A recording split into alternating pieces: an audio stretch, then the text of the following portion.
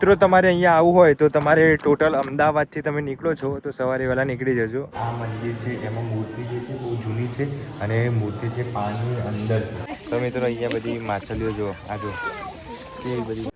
Hello મિત્રો, કેમ છો? તો સ્વાગત છે મારા નવા વ્લોગમાં. તો અત્યારે મસ્ત ફ્રેશ થઈ ગયો છું. સવારના 6 વાગી ગયા છે. 5 વાગ્યાને ઉઠ્યો તો જવું છે એક મસ્ત મંદિર છે, થોડું દૂર છે એટલે વહેલા જવું પડે એવું છે. એટલે વહેલા નીકળીએ એમ જલ્દી પોકાય તો બધું સારી રીતે કવર થઈ જાય. તો વ્લોગમાં બનાવી રહેજો. મંદિરનું જોવાની બહુ મજા આવશે. તો આ મિસ ના કરતા તમે, કેમ કે આ એવી લોકેશન છે કે તમે ક્યારે પણ જોયું નહીં હોય. તો વ્લોગમાં બનાવી રહેજો. અમે જઈએ, હવે નીકળીએ. બરાબર? થેન્ક યુ ભાઈ. હા, તૈયાર થઈ ગયા છે હવે. સારું. જો ભાઈ સવારના અત્યારે હવે ટાઈમ થઈ ગયો છે 6:30 નો નીકળવાનું. તો મમ્મી રાહ જોઈને બેઠી હતી એટલે. હા બેટા, ધ્યાન રાખજો. તો ગાઈસ પેટ્રોલ પુરાવા આવી ગયા છે અને આપણે જોઈએ પેટ્રોલ પુરાઈ અને પછી નીકળીએ છીએ. બરાબર? તો અહીંયા અમે ઊભા છે ગાંધીનગરથી કિલોડાની વચ્ચે. બરાબર?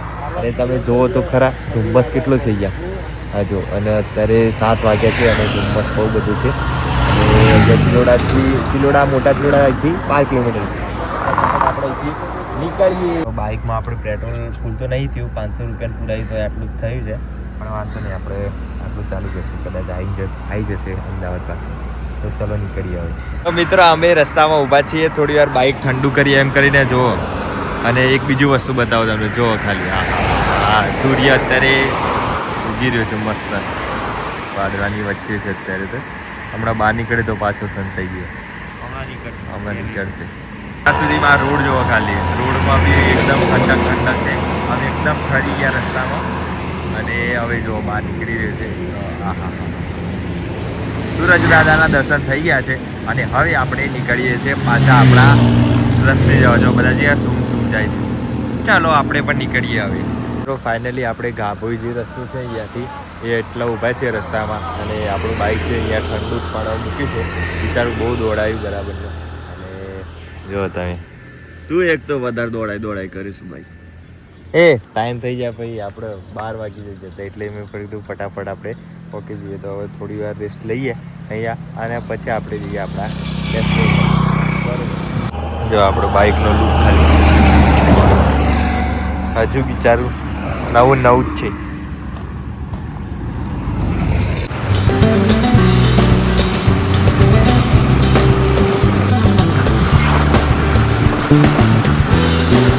અહીંયા બિરસા મુંડા સર્કલ છે એ અહીંયા ઊભા છે અમે.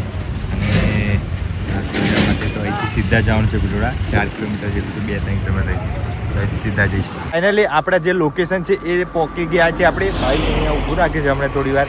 અને તમને મસ્ત એક લોકેશન બતાવું. જુઓ ખાલી, આ રહ્યું, જોયું? આ ચાલુ થાય છે આખું પાણી, રોડ ટુ હેવન જેવું લાગશે. અને વચ્ચે એક રસ્તો છે અને આ બાજુથી બીજી બાજુ પાણી છે. બંને બાજુ પાણી છે. અને આ જોઈએ વાદળ કેવા બન્યા છે મસ્ત, એકદમ નેચરલી વાદળ છે. જો મસ્ત લાગે છે ને. તો અહીંયાથી હવે આપણે જઈશું બાઇક લઈને અને એવી ફીલ થશે આપણે કે જાણે આમ આજુબાજુ સમુદ્ર હોય અને વચ્ચે એક રોડ હોય એવું. આપણા જોડે ડ્રોન તો નથી પણ જેટલું આપણે દેખાડી શકીએ એટલું દેખાડીશું આપણે. તો જઈએ, ચલો.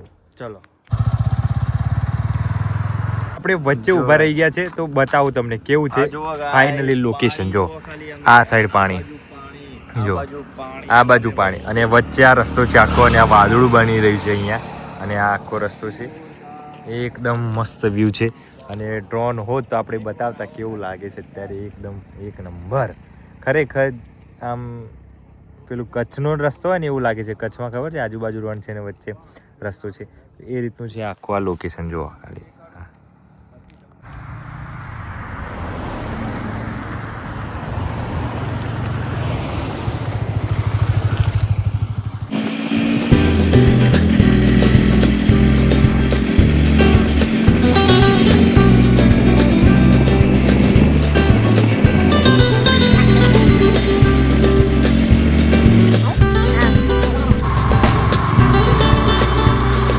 આપણે છે એ આ બાજુ પણ પાણી છે, આ બાજુ પાણી છે, વચ્ચે રસ્તો છે, ત્યાં ઊભા છે અત્યારે. મંદિર ત્યારે દેખાય વચ્ચે પાણીમાં જ છે.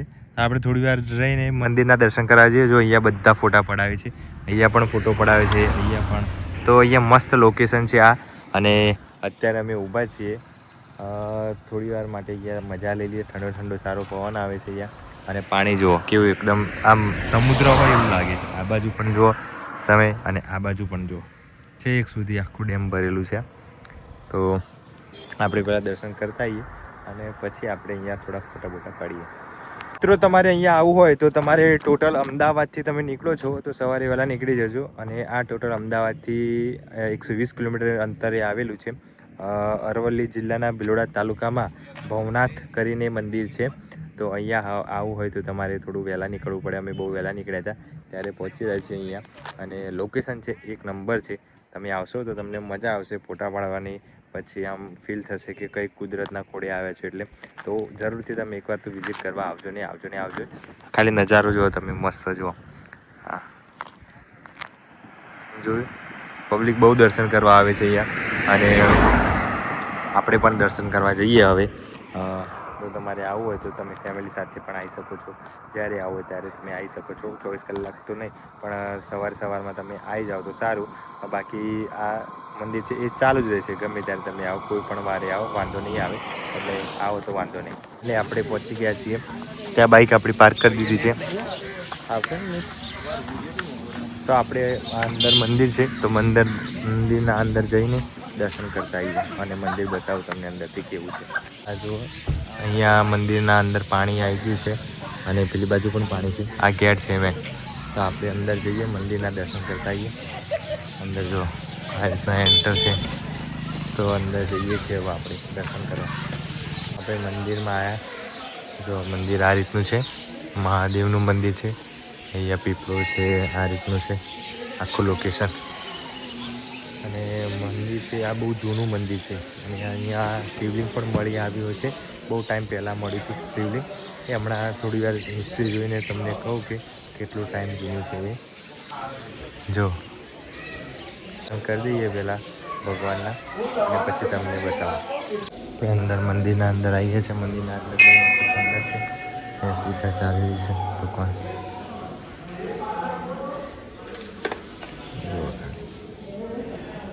ભોલેનાથની મૂર્તિ છે. આ મંદિર છે એમાં મૂર્તિ જે છે બહુ જૂની છે. અને મૂર્તિ છે પાણીની અંદર છે.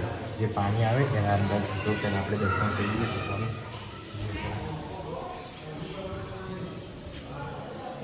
તો પાણી આખું ભરેલું છે.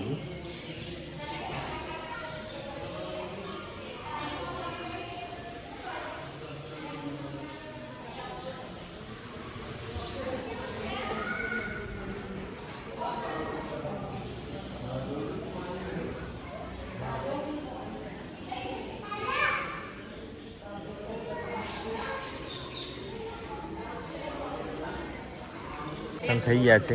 અને આ બાજુ જો ચબૂતરો છે. કેટલા બધા કબૂતર છે અહીંયા ચરી રહ્યા છે મસ્ત.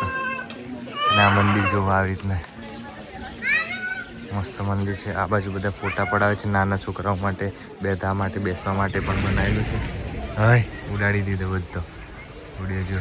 ઓહો, બધા કબૂતરો ત્યાંની લોકેશન.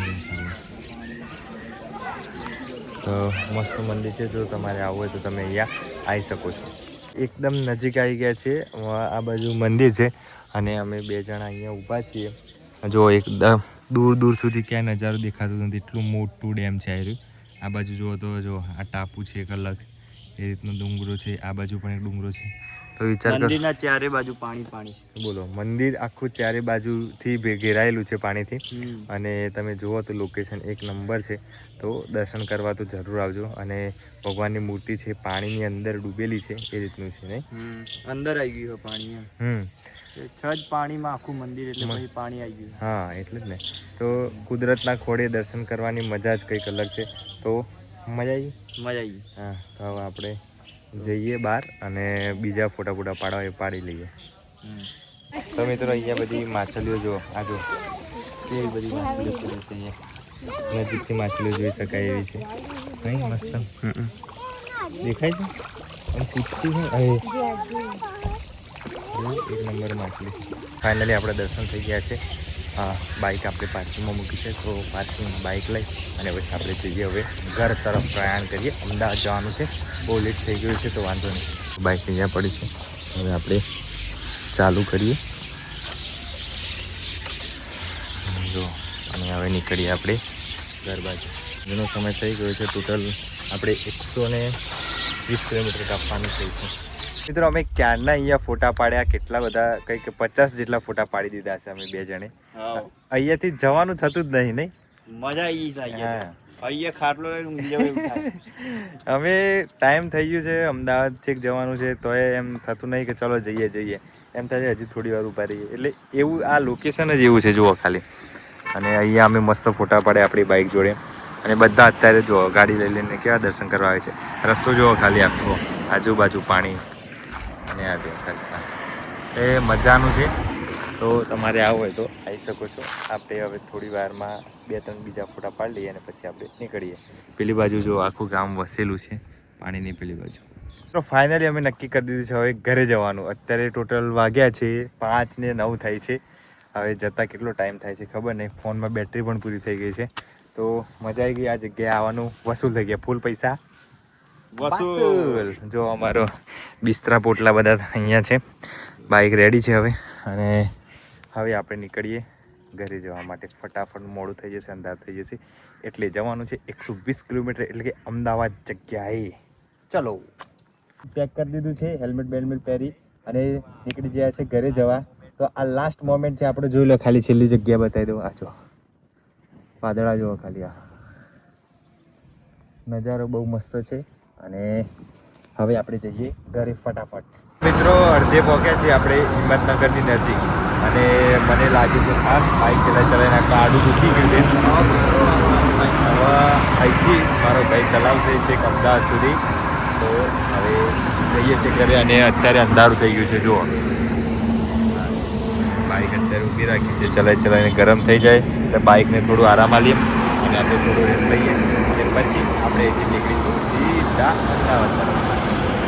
તો મિત્રો ફાઇનલી આપણે છે એ ચિલોડા પહોંચી ગયા છીએ અમે. અને અત્યારે 7:30 વાગ્યા છે. તો તમે જોઈ શકો છો કે અંધારું પણ કેટલું થઈ ગયું છે. જો અમે ક્યારના નીકળ્યા હતા અને બાઇક ચલાવીને થાકી ગયા છીએ. તો થોડી વાર રેસ્ટ લીધો, પાછો ગયા. રસ્તામાં ઊભા રહેતા એટલે થોડો ટાઈમ થઈ ગયો. હવે અડધો કલાકમાં આપણે સીધા ઘરે જઈશું, બરાબર? તો હવે અમદાવાદ એથી દૂર નથી. મિત્રો ફાઇનલી આપણે ઘરે આવી ગયા છીએ અને ફ્રેશ બેશ થઈ ગયા છે. અને મારી મમ્મીના દર્શન થઈ ગયા છે. જ્યાં સુધી આપણે ગમે તેટલું બહાર ફરી લઈએ, અઠવાડિયું, મહિનો, ગમે ત્યાં જાઓ, પણ ઘરે આવો અને મમ્મીનું મોઢું જુઓ ત્યારે આમ શાંતિ થાય. અને ઘરે આવો અને આરામ કરો તો જ આપણને એમ થાય હા હવે શાંતિ છે. તો અમે મજા આવી ગઈ. તમને બ્લોગ કેવો લાગ્યો તો કોમેન્ટમાં જરૂરથી જણાવજો. અને ચેનલ પર ન હોય તો સબસ્ક્રાઈબ કરી દેજો, લાઈક કરી દેજો અને વિડીયો શેર કરી દેજો. મળીએ નવા બ્લોગમાં. Bye bye, take care.